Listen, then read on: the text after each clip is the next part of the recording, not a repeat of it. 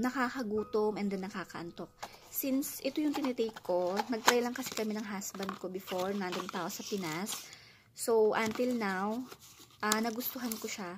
Kasi once na tinake ko siya, parang kahit gaano ka pagod or kahit gaano ka stress or sobrang talagang marami kang work, hindi mo ma-feel yung pagod dahil sa supplement na to.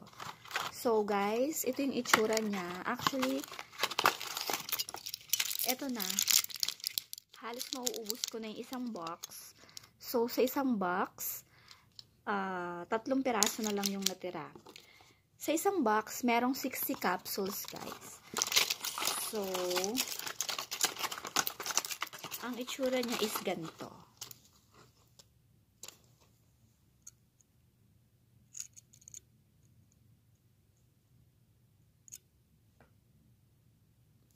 So, yan. So, malalaman mo naman pag original, pag mga may mga naka-seal or sticker na like this. And then, nung nagbay ako ng 2 box ng MX3, merong free coffee mix. Actually, 2 box to. Kinuha lang ng husband ko. So, okay lang. Ito siya. Na-try ko na rin siya, guys. Masarap siya. 3-in-1 coffee. 3-in-1 coffee mix. Low acid coffee. So, ito yung itsura niya, guys. Yan. So, masarap siya. Actually, ilan na lang natira? 1, 2, 3, 4, 5. 5 pieces na lang yung natira dun sa coffee ko. Kasi, parang ina-alternate ko. Minsan Nescafe, minsan naman MX3.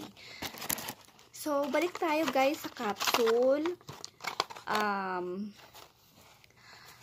I-discuss ko rin sa inyo. Actually, proud to be Filipino. Kasi yung product niya is product of the Philippines. So, di-discuss natin yung supplement facts. So, serving size is 1 capsule. And then, mangosteen fruit pulp powder is 500 mg. So, percent daily value yon. And then, other ingredients niya is magnesium stearate and gelatin capsule. So, dietary supplement siya. Pero, not necessarily, so hindi talaga siya, ibig sabihin na parang pang-diet siya. So, siguro, ang pagkakaintindi ko dito, since malakas talaga akong kumain before, lalo na pag masarap yung ulam. Pero kasi ito, parang mini-maintain niya lang kung paano yung ibabalance mo yung pagkain mo. So, hindi ka talaga tataba.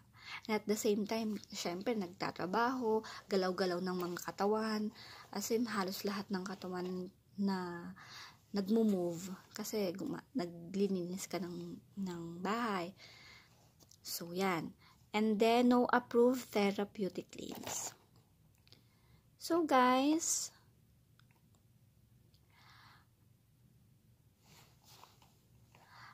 recommended use is 1 capsule 2 times a day with a glass full of water. Pero kasi ang ginagamit ko minsan, since may mga napapanood ako dun sa mga vlog sa YouTube, ang ginagawa nilang pagtitake ng MX3 mangosteen xanthone is tinitake nila every morning without walang laman pa yung tiyan. So, mas effective yun. So, tinitake ko siya pagkagising ko, after maligo, then magbibihis na. So, tinitake ko before ako bumaba sa kitchen. So, medyo maglalakad pa ako, ilang minutes yung paglalakad noon. So, before noon, magluluto pa ako ng pang-breakfast ko. So, nandun, parang na-dissolve na siya dun sa tummy ko. So, yun. So, yun guys. I recommend this MX3, so maganda yung effects sa akin. Pag pagod, hindi mo mararamdaman yung pagod kahit gaano pa karami yung work mo. And then at the same time, hindi siya nakakataba. Same with the collagen, yung Neocell collagen, maganda siya sa balat, kaso medyo may kamahalan siya. So, dito muna ako nag-focus. Medyo mura, and at the same time, maganda yung effect sa akin. So, guys, see you on my next vlog.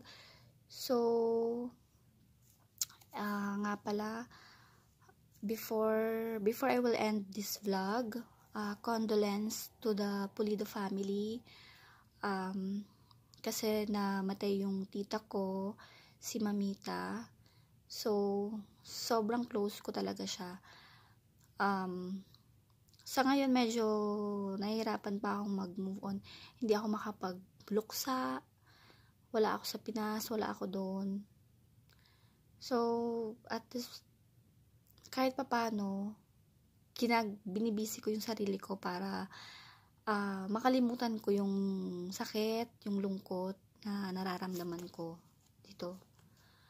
And since malayo nga ako sa family ko, malayo ako sa kanila, sa Pinas, hindi ako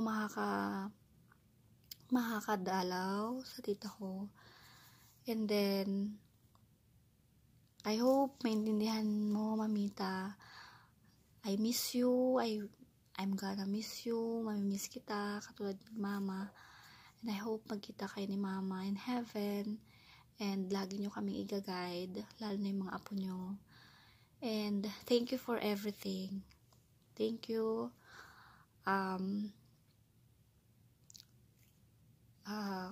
Ikaw yung tumayong parang mama namin nung nawala si Mama. Nakikinig ka sa mga sineshare naming problems. And then, thank you for everything.